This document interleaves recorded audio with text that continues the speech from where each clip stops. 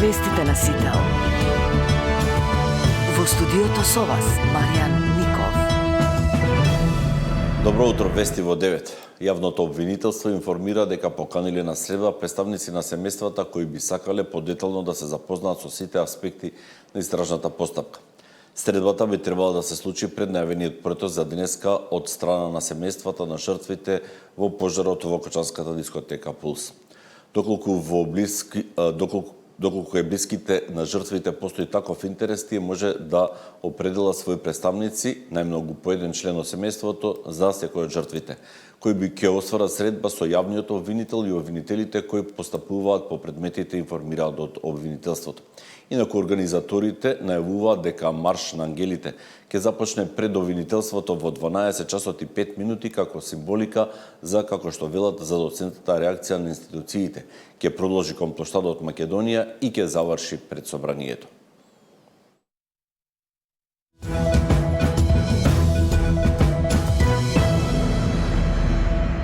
Полициски началник барал казната за братот на градоначалникот на Газибаба, кој бил фатен како вози со брзина над дозволената, да биде пишана на друго име. Ово го објави СДСМ, обвинувајќи ја власта за селективност при казнувањето. Мини Купер со скопски регистарски таблички, управувано од Далибор Стевковски, брат на градоначалникот на Газибаба, Борче Стевковски. Тој почитувани воедно и собственик на автомобилот.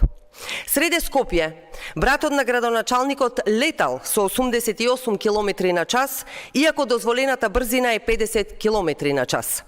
Свиркачи од Министерството за внатрешни работи ни доставија видео снимка од радарот, на која јасно се гледа колку вози Стевковски среде Скопје. Полицајците почитувани го стопирале за да го казнат за пребрзо возење, но тогаш Далибор Стевковски телефонски контактира со некој во Министерството за внатрешни работи. За само една минута, началникот Министерството за внатрешни работи, кој според нашите информации во тој момент дури и не бил во земјата, се јавува на полицајците и им дава наредба братот на градоначалникот да не биде казнет и да биде ослободен. Бидејќи прекршокот веќе бил евидентиран, наредено им е казната да ја запишат на друго лице.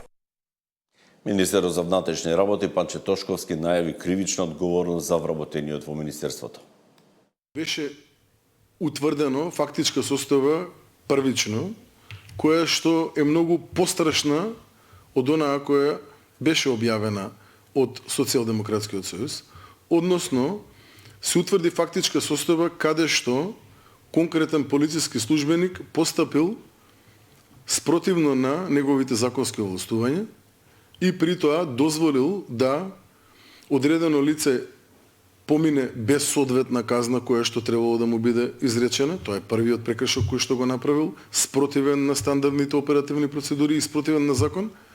А вториот, уште поголем прекршок од оној првиот, е тоа што недолжен граѓанин, никако не поврзан со предметниот прекршочен настан до тој момент во таа ситуација, го навел во рамки на документацијата која што се изготвила од страна на Министерството за внатрешни работи како одговорен за предметниот прекршочен настан.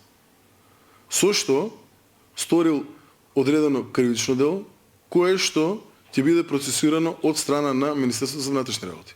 Конкретното лице кое што беше пропуштено без казна, согласно информациите кои што ги имам, во текот на денешниот ден самото се пријавило во полициска станица Пролет и за истото е изречена прекршочната санкција која што треба да се изрече за возење над дозволена брзина која што е утврдена со закон. Санкцијата му е изречена како парична, која што требало да му биде изречена, тоа е 300 евра, нели, доколку ја плати во рок од 8 дена, мислам нека беше, може да плати половина од казната и ќе се процесира забрана за управување со моторно возило до надлежниот суд. Така да Министерството за внатрешни работи овој случај првично го расветли веднаш по добиени информации од страна на јавно достапните гласила и во иднина дупатам една порака до секој еден полициски службеник кој што работи во Министерството за внатрешни работи, дека е должен да постапува согласно закон и согласно стандардни оперативни процедури.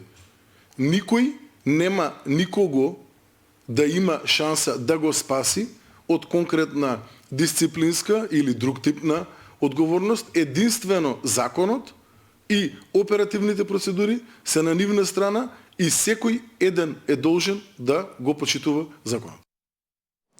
Пратениците денеска во собранието треба да расправат за интерпелација за министерот за внатрешни работи Панче Тошковски, поднесена од пратеничката група Левица. Пленарната седница е закажана во 11 часот. Интерпелацијата е поднесена на 14 април, поради тоа што според Левица министерот Тошковски несоодветно ја извршувал функцијата, постапувајќи нестручно, непрофесионално, несовесно и неодговорно, поради што имало низа противзаконски действија, скандали и кадровски поместувања во Министерството за внатрешни работи.